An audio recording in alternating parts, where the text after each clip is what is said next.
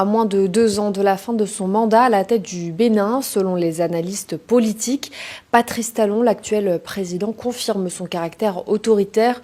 Pour Jules Domché, qui signe cette chronique, Patrice Talon ne ménage aucun effort pour écarter ceux qui contestent son ambition de contrôler le Bénin, même après son éventuel départ du pouvoir en 2026. Le dernier épisode en date, c'est l'arrestation d'Olivier Boko, présenté comme son bras droit. Les explications dans cette chronique. Concernant le Bénin, une chose est claire. Avec Patrice Talon, ce pays a connu une régression extraordinaire en matière de respect des droits de l'homme et de libertés civiles et individuelles. Tous ceux qui, pour une raison ou une autre, s'opposent à lui sont soit en exil ou tout simplement envoyés en prison. Son désir de conserver ou de contrôler le pouvoir, même après un éventuel départ en 2026, l'amène à mettre hors d'état de nuire tous ceux qui ne partageraient pas son objectif.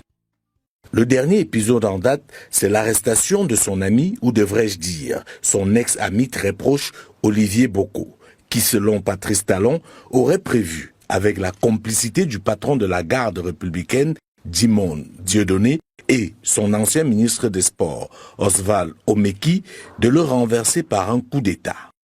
Des accusations graves, certes, mais qui peinent à convaincre tellement le caractère autoritaire du régime de Cotonou ne fait plus l'ombre d'aucun doute.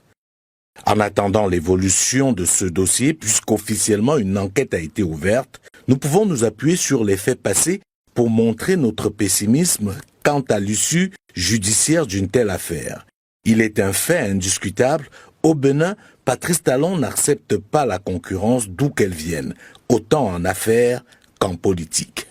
Dès son arrivée au pouvoir, il n'a pas hésité une seule seconde pour mettre hors d'état de nuire celui sans qui il n'aurait très probablement pas pu être président de la République du Bénin, son allié de l'époque, Sébastien Adjavon.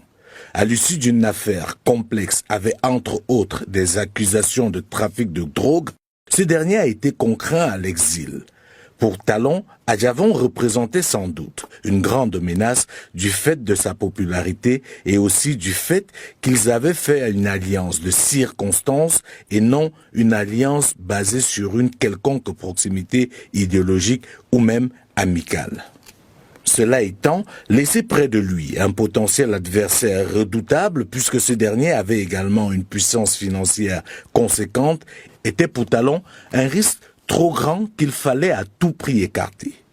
Après Adjavon, il va s'atteler à démolir tous ceux qui vont tenter de se mettre en face de lui lors de l'élection présidentielle de 2021, à laquelle il ne devrait en principe pas prendre part, puisqu'il avait annoncé sans que personne ne l'y oblige en 2019 lors de sa campagne électorale qu'il ne ferait qu'un seul mandat. Mais seulement, l'appétit venant en mangeant, sans aucun remords, il se retrouvait à conquérir et à obtenir un deuxième mandat en sacrifiant et en détruisant au passage la vie de ses opposants, dont la plus célèbre est Rekia Madougou, qui croupit toujours en prison à ce jour, alors qu'il a été établi jusqu'au niveau de l'ONU qu'elle est une prisonnière politique de Talon.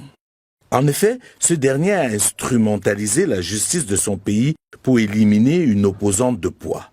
D'ailleurs, l'un des juges chargés dès le départ de cette affaire est aujourd'hui en exil car il avait refusé de se laisser instrumentaliser plus longtemps et a déclaré par la suite que le dossier de Dame Rekia Madougou était tout simplement vide et que cette dernière était simplement victime d'un acharnement politique du régime en place. Une position qui va être confirmée plus tard par le groupe de travail des Nations Unies qui va exiger la libération pure et simple de Rekia Madougou ainsi qu'un paiement de dommages et intérêts. Mais fidèle à lui-même, Patrice Talon va bonnement ignorer cette position de l'ONU dont le pays est pourtant membre. Face à cela, quel crédit peut-on honnêtement accorder aujourd'hui aux accusations formulées contre Olivier Boko et ses désormais compagnons d'infortune ? D'autant plus que, comme par hasard, Olivier Boko, dont la discrétion n'est plus à démontrer, n'a pas démenti l'idée selon laquelle il rêve de succéder à Talon en 2026. D'ailleurs, un mouvement dénommé OB26, entendu Objectif 2026, a vu le jour récemment, ce qui aurait fortement déplu à Patrice Talon, qui a sans doute ses propres plans pour 2026. C'est donc ça, le Bénin de Patrice Talon. Un Bénin où l'ambition politique est criminalisée et les adversaires ou potentiels adversaires embastillés. Il est inévitable, pour terminer sur cette fameuse affaire de tentative de coup d'État, de se poser la question suivante. Si Olivier Boko, comme c'est sans doute le cas, a laissé transparaître ses ambitions de conquérir le pouvoir en 2026, s'il a laissé ou suscité la mise en place du mouvement OB26 pour l'aider à atteindre cet objectif, et si l'on prend en considération le fait que Patrice Talon, dont il était l'ami très proche, ne devrait plus être candidat en 2026, pourquoi avait-il donc alors besoin d'organiser un coup d'État contre ces derniers? Je vous laisse donc vous-même établir les différentes hypothèses qui peuvent découler de cette question.